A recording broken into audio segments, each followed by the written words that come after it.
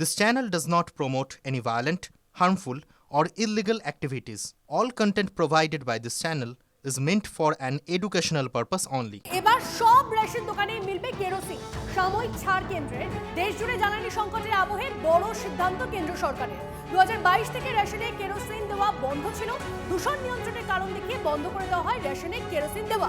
সংকটের আবহে প্রধানমন্ত্রীর দ্বারস্থ হয় রেশন ডিলাররা। মার্চ মাস জুড়েই রেশন মিলবে কেরোসিন দাবি ফেয়ার প্রাইস শপ ডিলার্স অ্যাসোসিয়েশনের। রঞ্জিত আমাদের প্রতিনিধি আমাদের সঙ্গে রয়েছে, সরাসরি রঞ্জিতের সঙ্গে কথা বলবো এবং রেশন দোকানে সেখানে ডিলাররা কি বলছেন সমস্তটাই জানবো।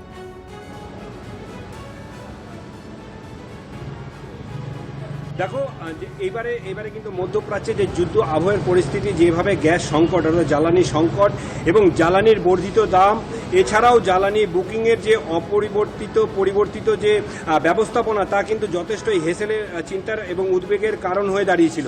এবং all India fair price dealers ফেডারেশনের পক্ষ থেকে চলতি মাসের 9 মার্চ কিন্তু প্রধানমন্ত্রীর দ্বারস্থ হয়েছিলেন এই ফেয়ার প্রাইস অর্থাৎ গণবন্টন ব্যবস্থার কর্ণধাররা, এবং তারা পেট্রোলিয়াম মন্ত্রীর কাছেও গেছিলেন। তারা অপরিবর্তিত অর্থাৎ যেভাবে গ্যাসের দাম বেড়ে চলেছে, সেক্ষেত্রে পুনরায় কেরোসিনের ব্যবহার অর্থাৎ গণবন্টন ব্যবস্থার মাধ্যমে পুনরায় তা কেরোসিনের ব্যবহার ফিরিয়ে আনা হোক, এই মর্মে তারা চিঠি দিয়েছিলেন। এবং সেই মোতাবেক কিন্তু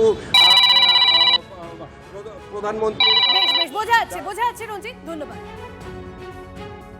পশ্চিমবাংলার জন্য একটা অ্যাডহক কেরোসিন তেলে অ্যালটমেন্ট তারা করেছেন, যেখানে পশ্চিমবঙ্গের জন্য 4164 কিলোলিটার তেল।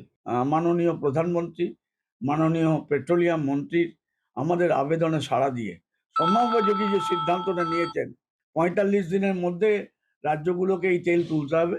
পশ্চিমবঙ্গের পরিকাঠামো তৈরি আছে, যেখানে যেখানে কেরোসিন তেলের ডিস্ট্রিবিউশনের প্রবলেম হবে, আমাদের রেশন দোকান থেকে যে আগে যারা কেরোসিন তেল বন্টন করতেন তারাই করুন। এবং আমি চাইবো কেন্দ্রীয় সরকারের কাছে এই কেরোসিন যেন বন্টন বন্ধ না করে দেন, কারণ গ্যাসের যে দাম যেটা হয়েছে, এটাও একটা গোদের মতো বিষ পড়ার মতো।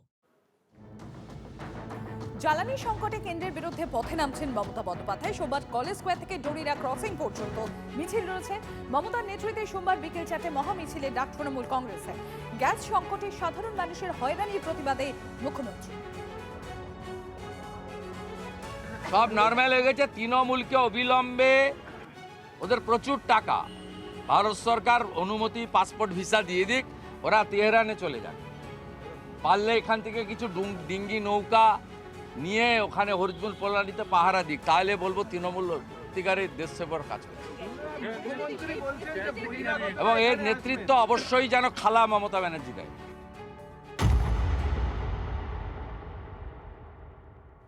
ধর্মঘট ঘিরে খাদ্য ভবনের সামনে বচসা। খাদ্য ভবনের কর্মীদের ঢুকতে বাধা দেওয়ার অভিযোগ।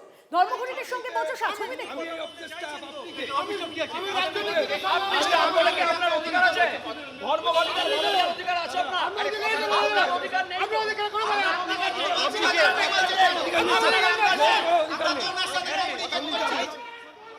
এদিকে নবমহাকরণের সামনেও ধর্মঘটীদের সঙ্গে বচসা। মূল গেটের সামনে পিকেটিং যৌথ মঞ্চে। অফিসে ঢুকতে বাধা দেওয়ার অভিযোগ। অফিসের কর্মীদের সঙ্গে বচসা। এই মুহূর্তে যে ছবি আপনারা দেখছেন নবমহাকরণ, তার সামনেও ধর্মঘটীদের সঙ্গে বচসা। মূল গেটের সামনে পিকেটিং যৌথ মঞ্চে। অফিসে ঢুকতে বাধা দেওয়ার অভিযোগ। অফিসের কর্মীদের সঙ্গে বচসা।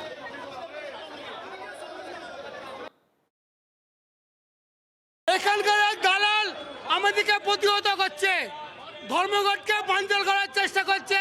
এখানকার এক দালাল, আমি কারিয়াটকে প্রতিবাদ করছি। যারা ধর্মঘট করছেন তারা একেবারে খাদ্য ভবনের সামনে যে দুটো গেট রয়েছে, সেই দুটো গেট তারা বন্ধ করে দিয়েছেন। এখানে যারা মূলত এসছেন তারা এখানে ধর্মঘট করছেন এবং তারা মূলত এখানে রয়েছেন এবং রীতিমতো যারা এখানে ধর্মঘটীরা রয়েছে তারা বলছে যে এখান থেকে তাদের সরানো যাবে না। এবং আচ্ছা, আপনাদের সমস্যা, চুরিকে সমর্থন করছে সরকারের দালাল, আমাদেরকে প্রতিহত হচ্ছে। চোর! আপনারা ওখানে কি গাড়িতে শুয়ে পড়েছিলেন? আমাকে বাধা দিয়েছে, তাই শুয়ে পড়েছি। দেখো, যে ব্যক্তি সেই ব্যক্তি ইতিমধ্যে ভেতরে ঢুকে যাচ্ছে খাদ্য ভবনের ভেতরে। এবং যারা ধর্মঘট করছিলেন তারা রীতিমতো ধাওয়া করেছে এই মুহূর্তে।